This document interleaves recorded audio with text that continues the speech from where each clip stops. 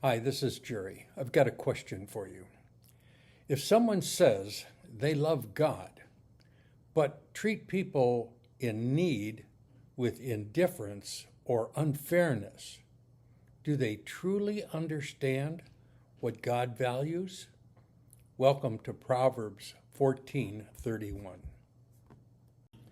This proverb connects our relationship with God directly to how we treat other people, especially the vulnerable. What King Solomon was trying to make clear here is that you cannot separate worshiping God from how you treat those God created. The first part of this scripture says, "He that oppresseth the poor reproaches his maker." Now, oppress means to treat unfairly, to exploit, to take advantage of someone who really has less power or less resources. What King Solomon is saying is that when someone mistreats the poor, they are actually dishonoring God himself. Why? Because every human being is made in the image of God. To mistreat God's creation is in effect an insult to the very Creator.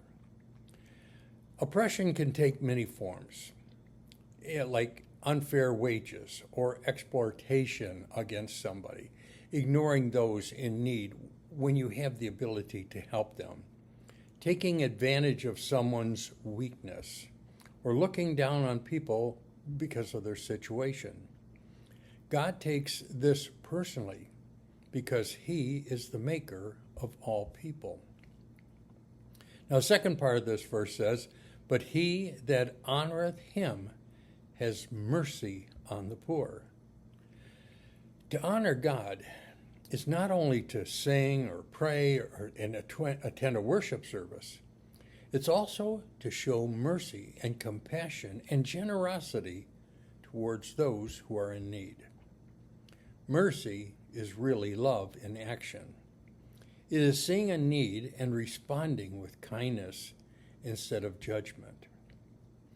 When we care for the poor, we reflect the heart of God. Now, this principle is seen clearly in the life and teachings of Jesus Christ himself, who consistently showed compassion to the sick, the outcast, the poor, the forgotten.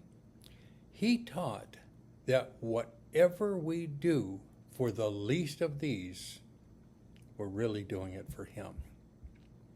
Now, in ancient Jewish times, there was a teaching that emphasized righteousness was not only measured by religious rituals, but by justice and mercy towards the vulnerable in their very society. A truly godly life could not ignore the poor. They taught that generosity towards others was one of the clearest signs that a person's heart was aligning with God. Now, if you take anything away from this verse at all, I'd like you to take this. How you treat people in need reveals how much you truly honor God. Faith is not only vertical between you and God, but it's also horizontal between you and the people around you. A man once prayed, "Lord, help me to be more loving and generous." Right after praying that, a homeless man asked him for help. And he whispered, "Lord, I meant in general, not right now." Sometimes the real test of our prayer is whether we're willing to act when the opportunity shows up immediately. Now let me leave you with this closing thought. You cannot love God and ignore people. You can't ignore the people that God himself loves. Honoring God means honoring his creation with mercy, with compassion, and action towards those in need. Now, this verse will be on the screen. Read it out loud if you can. Have a great day.